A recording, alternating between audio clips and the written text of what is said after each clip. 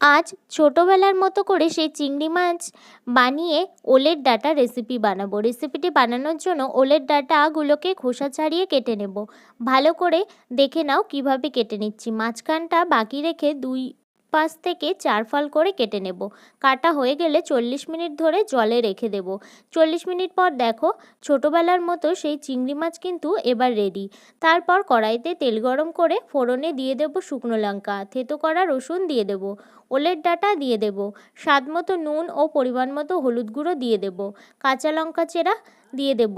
ডাঁটাটা সিদ্ধ হয়ে গেলে সুজি দিয়ে দেব। এটা কিন্তু একদম পোস্তের মতো খেতে লাগবে। সুজিটা দেবার পর 8 থেকে 10 মিনিটের মতো রান্না করে নিলেই রেডি আমাদের নতুন একটা রেসিপি। রেসিপিটি ভালো লাগলে লাইক, শেয়ার, কমেন্ট করো এবং চ্যানেলটিকে সাবস্ক্রাইব করে রেখো আরও নতুন নতুন ভিডিও দেখার জন্য। Thank you.